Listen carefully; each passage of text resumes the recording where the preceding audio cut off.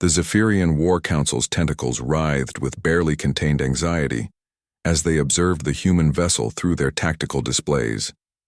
For 3 standard cycles, they had prepared for humanity's inevitable retaliation, mobilizing 17 battle fleets, fortifying their homeworld's orbital defenses and calling upon their ancient allies for support.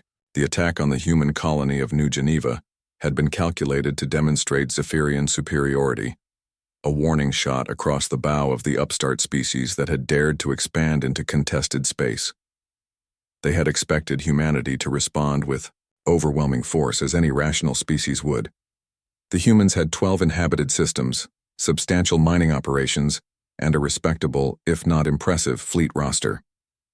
Intelligence reports suggested they could field perhaps 800 vessels if they stripped every system bare of defenses. Instead, humanity had sent 1 ship. Admiral Kethvar's primary eye cluster focused on the lone vessel hanging motionless at the edge of their sensor range. It was unremarkable by galactic standards, roughly 800 meters long, matte gray hull plating, no obvious weapon emplacements. By Zephyrian measurements, it was barely a frigate. Analysis? Kethvar's translator rendered his chemical signals into standard galactic. The vessel appears to be of human construction, reported senior tactician Vorpesh, her secondary tentacles dancing across holographic controls. Mass approximately 2 million tons. Energy signature is unusual. We're detecting significant power generation, but the source is unclear. Communications array? Standard configuration. They transmitted a single message upon arrival. Zephyrian High Command, you have 72 hours to evacuate all military assets from Zephyr Prime's orbital space. This is your only warning. A ripple of incredulous bioluminescence passed through the assembled officers.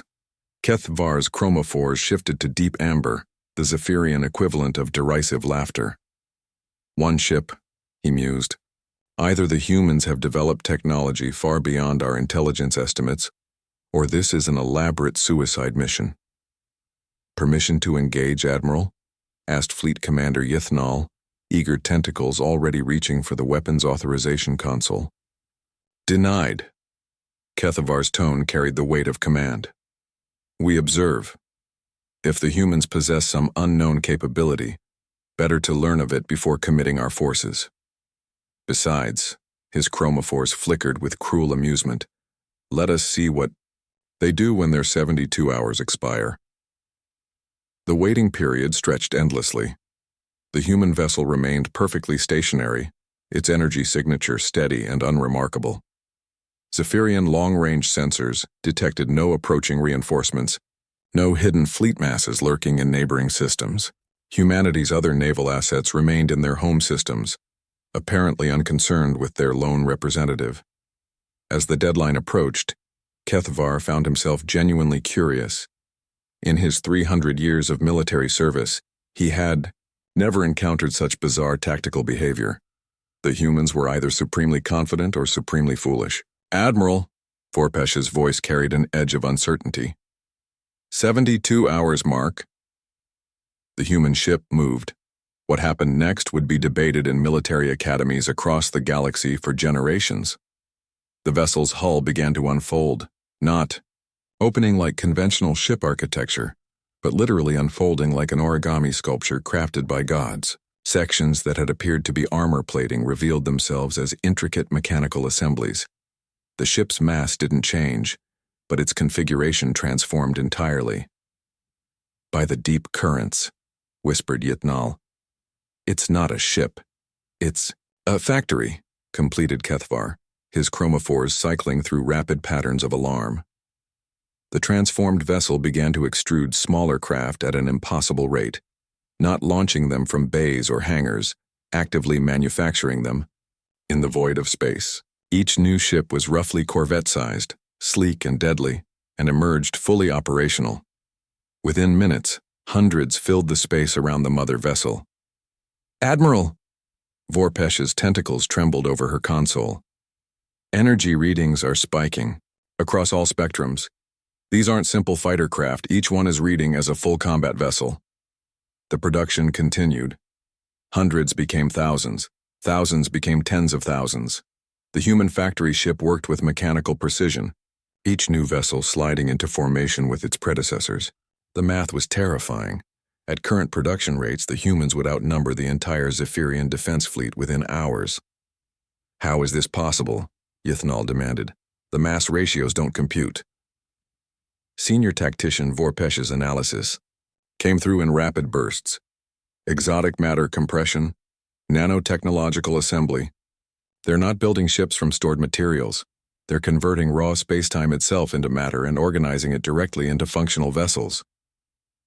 A new message arrived from the human fleet, now numbering in the hundreds of thousands, and still growing. "Zephyrian High Command, your 72 hours have expired. You chose not to evacuate. We find this disappointing." The voice was calm, almost regretful. Human emotional inflection was difficult for Zephyrian translators to process, but the underlying tone was unmistakable. Pity. "We are humanity. We do not bring fleets to war. We bring the means to create them. You attacked New Geneva because you believed superior numbers guaranteed victory. You were correct about the importance of numbers. You were incorrect about who would have them." Admiral Kethvar's chromophores had cycled through the entire spectrum and settled on deep violet, the color of profound respect for a superior opponent. Around him, his officers maintained stunned silence as they watched their tactical displays fill with enemy contacts. "Send a message to Zephyr Prime," he commanded quietly. "Full civilian evacuation, immediate implementation. And contact the High Senate, inform them that the Zephyrian Empire formally surrenders to humanity." "Sir?" Vorpesh's voice was barely a whisper. "You heard correctly. We're not fighting a species that builds warships." Kethvar's gaze remained fixed on the impossible sight before them. "We're fighting a species that builds the builders. The humans didn't bring a fleet because they didn't need to.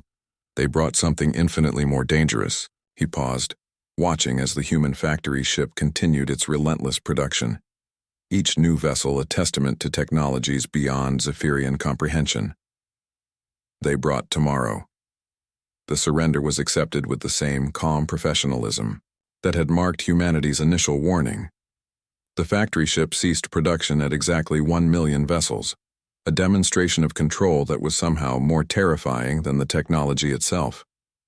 Later, xenobiologists would theorize that humanity's greatest weapon wasn't their manufacturing capability, but their restraint. Any species that could create 1 million warships from nothing and then choose not to use them was not a species to be trifled with. The galaxy learned a valuable lesson that day. Humanity didn't bring fleets to war because they were the fleet. Every human ship was potentially 1,000 ships. Every human world was potentially 1,000 worlds. They just chose not to be.